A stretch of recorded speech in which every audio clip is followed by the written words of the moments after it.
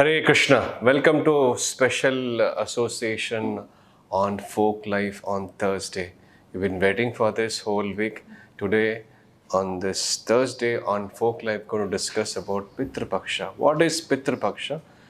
And much more about Pitra Paksha because the whole country is vibrating in Pitra Paksha's thing. Many of the pious people of this tract of land who believe in this next life and soul and Atma and religion, they have this practice. What is it all about? What is the science behind it? We'll discuss in this particular presentation. Pitrus or forefathers or Pitra Paksha. This is a special time where they're offered food, they're offered prasadam, they're offered water. So before we discuss about Pitra Paksha and the scientific temperament or the reason behind it, let us understand the fundamentals. Because the common people who would be watching this video may not even understand. So just to give a brief understanding of spirituality or the basic stuff of spirituality is, we are not the body, we are Atma, we are spirit soul. And Atma, based on the karma, keeps transmigrating from one body to another body based on its karma. Just like the dress what I am wearing right now, I'll not be wearing it again and again, or until I will wear it until it is in a good shape. After a certain duration, after a certain usage, I will discard it and I'll purchase a new dress. The ability of my purchasing a new dress, I'll purchase a simple shirt or an expensive shirt or whatever, depends upon my earning ability. Earning ability depends on my actions. Basically, what I do to get the money by which I can afford to purchase a particular cloth or a dress. Similarly, this action what I perform in this life determines or gives me the ability to afford a new body. That body may be a better body, intelligent body, good looking body, born in a rich family. That's why you find people born in aristocratic families, rich families, someone born in slums, somebody is highly educated, somebody is gawar, dull-headed, some dumb, somebody is extremely beautiful, good looking, somebody is hardly able to look beautiful, they look ugly, and someone is very strong and stout and someone is quite weak.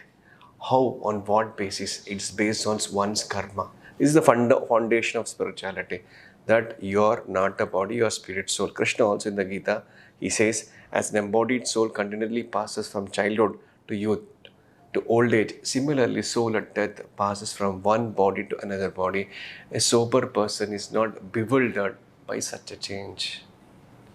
There are many examples in the second chapter only. Krishna very vividly explains, and their scientific temperament also based on the evidence provided by Ian Stevenson, who has done a research on near-death experiences and reincarnations. More than 1,500 cases he have found out, and there's a clear cut proof about, because the modern science or the logic of the modern people are not able to give the sufficient evidence to disprove it also. Okay, and we accept the version of the Gita, and the Lord Krishna clearly says that I am the spirit, you are spirit soul, and based on your karma you get different bodies.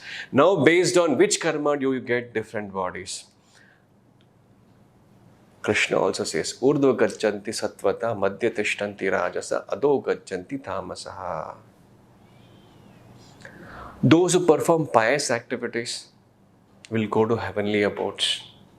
They go to heavenly abodes, or and they enjoy there. Once their credit gets over, they punaravartino Arjuna. Those who are rajasic in nature, they stay in this earthly planet. Those who are sinful, those who do a lot of sinful activities, adho gachanti tamasa, they go into the lower planetary system. And again, urdhva, those who completely become purified in performing devotional service based on their liking, they go to Goloka Vrindavana or Vaikuntha Lokas. Or based on their actions, they either go to Ayodhya or Dwarka, based on the type of devotional service they render to the particular deity which they are in liking or in interest to. So these are the three ways by and large those who are in the modes of material nature stay in the particular material world. But those who are in the spiritual world, those who do devotional service, they go to the spiritual world. Now, what happens to a soul who leaves the body, who have not done devotional service? So anyone who has got this body, it is understood that they have done a sinful activity. Based on their sinful activity, they get a particular body. Now, when this person who has done a sinful activity or has not done a devotional service have to go through difficulties. Yes, when he dies, what happens to him? There's one understanding based on Garuda Purana and Srimad Bhagavatam. He goes to Yamaraj. How does he go? The three Yamadutas come. Why do three Yamadutas only come? The Yamadutas come based on the sin performed by karma, that is, by actions, by words, and by mind. And is accompanied by a particular dog, a very specific dog, which identifies who is the person who have to be taken from that particular place. And at times, only that person who is supposed to be taken can see those Yamadutas and the dog. Sometimes he cries, he yells. And it is said cow and dogs can also see these Yamadutas. Of course, you cannot verify this. Some instances they say this. But one who is going through this difficulty, he only can see that. And when the soul departs from the lower part of the body, through any of the lower holes, he goes to the hellish planets. When somebody leaves his body from the upper part of the body, Urdhva Pundra goes to the spiritual world. The others go through the go to the higher abodes. Now, Yamadutas, although he's an elderly person, when he takes the soul, they say elderly person, all his desires would have been fulfilled. Why he has to go through? No, it is not so. That although his body is unfit, incapable to do so, he still has an inherent desire. He doesn't want to give up. The asakti is still there. So they forcefully take the soul from the body of that person. And they travel almost 90,000 yojanas down from the earthly planet, where Pitrus are kept. It's a waiting room where before they go to the Yamaraj for their final accounting, they stay in that particular place for a long time. And immediately they come back. Either they come back immediately or in a shift duration of time they are brought back. The Atma in Preta form. Preta is nothing but he has got a subtle body, that is mind, intelligence and ego. They carry the soul, but the gross body is left there. It's burnt or put into the earth. Correct? Now, in this three subtle form, the soul has been carried, and he comes back to this place of his residence where he was there. And at that time, he just wants to contact the people who are near and dear ones. He wants to know what people are doing after my departure. Are they happy? Are they planning to fight amongst each other for my property? So, meanwhile, when the Atma is made to hear Bhagavad Katha or Gita or Garuda Puran, he gets a pious credit, he gets a punya, he gets a devotional credit, so that he can, in the next life, he can, even though he has not done any pious activity or devotional activity, by doing this devotional activity of Krishna Katha or Prasadam, feasting, giving to the people at large, after offering it to Vishnu, he gets the credit. That's why he will be there for 13 or 14 days based on people says. Then the Atma is getting, with that credit, he gets into another gross body. Otherwise, he had to suffer in that subtle body. So when these Pitrus are there, those who are not done, when you do this Pitra Paksha, especially the day when he leaves the body, whichever Tithi is, on that particular day, this Shraddha has to be offered. So Shraddha is nothing but oblation to the forefathers on that particular day of their death.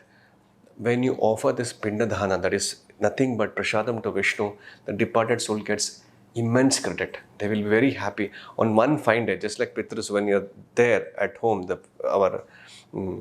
all the soul has no relationship, but because they're bonded, they're attached to each other, there's a kind of a relationship. So on one particular day they offer, because they are in the subtle body, when you offer food to them during this particular period of time, they the deity Aryama feeds them for the whole year, because we don't know when that day will come for them to further get into the Yamaraj, and further it may be 500 years, 1000 years, we don't know. So till that waiting period, they can easily be supplied food with. Just like somebody is imprisoned, and no, the relatives go to the court and ask the judge that can he be supplied home food, and sometimes the judge agrees and the home food is given to the people who are in prison. Something like that, say for example. But those who perform devotional service, of course this is done by all, this is not required for the person who is doing devotional service, but for others who are not doing devotional service, it is very, very important, because it is an obligation what they have for forefathers. Because of the forefathers, they got the body, they got the property, they're obligated to this forefathers, it's must to do. But currently people who doesn't have this knowledge, they think it's a superstition. It's not a superstition. Just like the life which I'm giving right now, it's been recorded, it will be played, and you can be hearing it many times later also. So the technology, someone in different part of the world can hear it and watch it. If a mortal man of this material world can do so, the spiritual process in a different scale, in a different dimension works together. And the particular deity of Pitrus comes in on his vehicle, crow. So the crow is offered this, and mystically it gets applied to those Pitrus. But the one who is performing devotional service, he is not required to perform any of this oblations. Otherwise, these purificatory processes are must, because Janmana Jayate Shudra, by Samskarat Badet Vicha. There are 16 samskara one need to perform before one becomes a perfect gentleman. Even after one's death, there's a samskara. All samskaras are meant for purification. But when somebody who's in devotional service, already he's purified. Already is in the path of progress of purification. When he perfects his devotional service, he gets perfect and he goes back home, back to Godhead.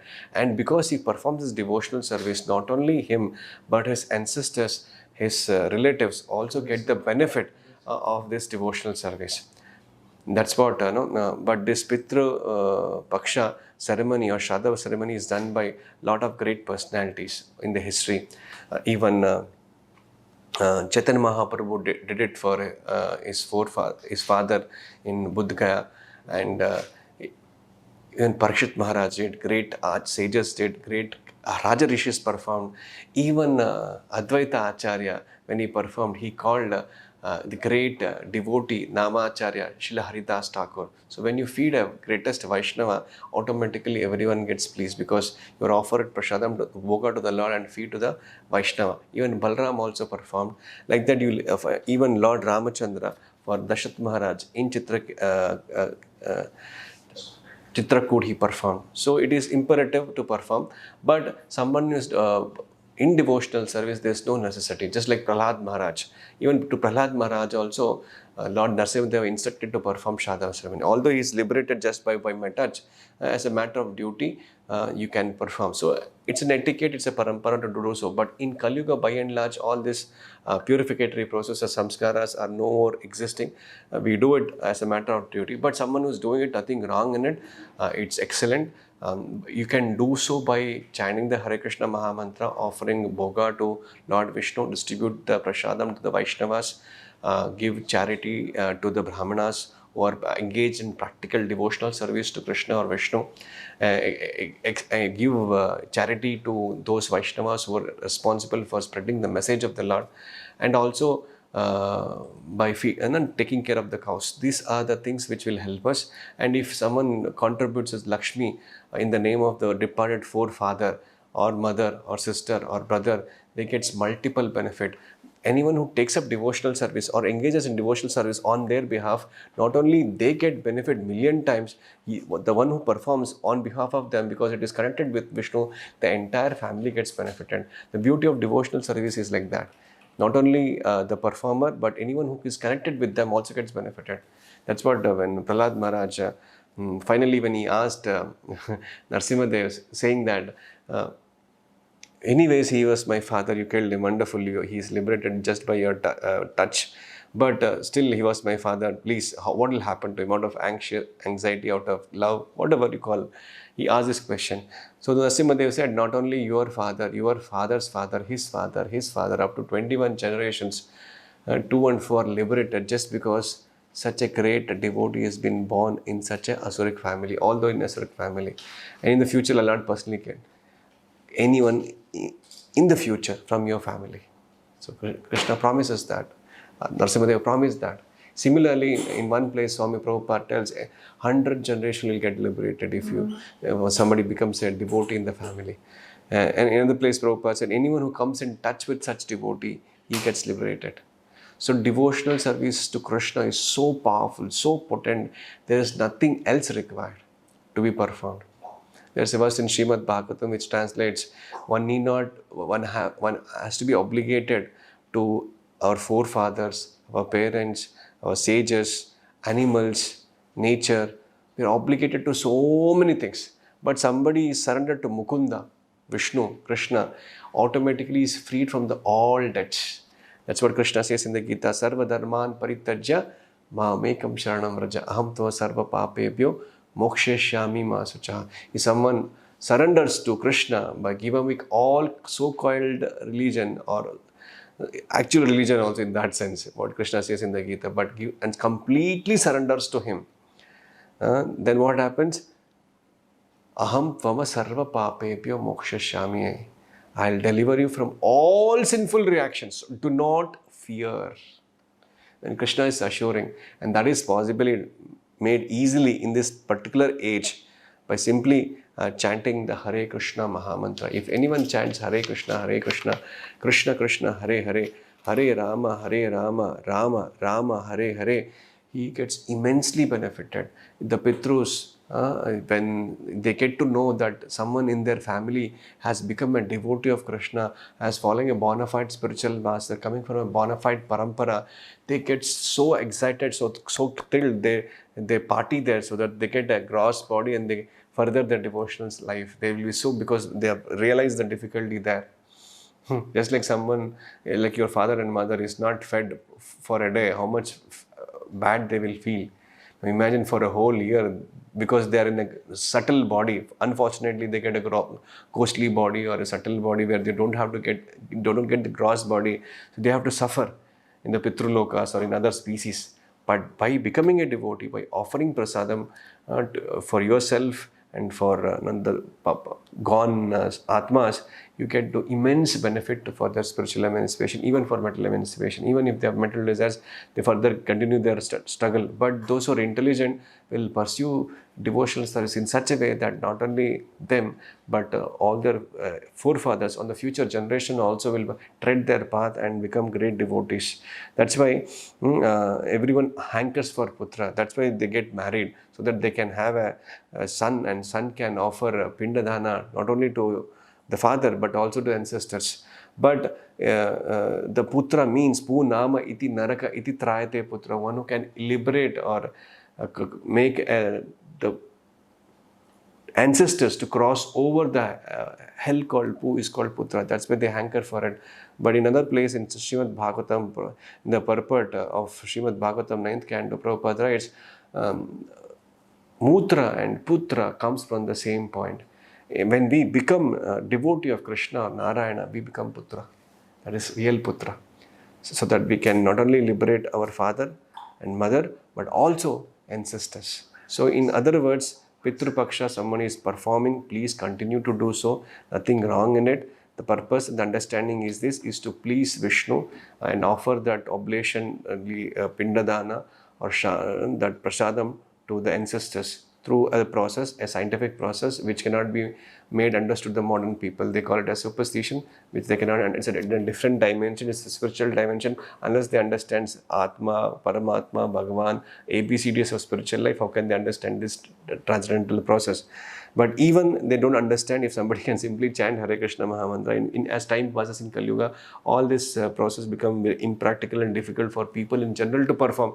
But simply by taking up to devotional service, especially the chanting of Hare Krishna Mahamantra, and just offering bhoga to the Lord and taking remnants as prasadam, not only they can liberate themselves, their family and the whole generation. And somebody becomes a devotee, a pure devotee, he can help anyone who comes in touch with him to come to the path of devotional service. The whole purificatory process is meant for us conditioned soul to understand that we don't belong to this place because of our karmic reaction, ichcha, dvesha, samuttena, because of desire independent of Krishna, because of envious of Krishna, we are going to take birth in this material world. The whole process of purificatory process Krishna recommends to the Vedic literatures is to purify us, and we understand who we are, who Krishna is, and what is our loving relationship. But this gradual ritualist process will take time. In Kali Yuga, all this process is not recommended and not possible to perform, although in the past many great sages have performed. If somebody can perform, great enough, but somebody if doesn't perform also, but he sticks to devotional service, even Chandala or less than a Chandala, he takes up to devotional service and he will become very advanced in bhakti, and not only helps himself but the whole family. So this is a sum and substance of Pitra Paksha. You don't have to worry. Chant 16 rounds, follow the 4 regulative principles. Prabhupada has assured us that we will go back home, back to Karad. And when we go back home, back to Karad, simultaneously, who are connected with us, the Pitrus, the forefathers, parents, everyone will get liberated, will get benefited. Okay? With this I stop.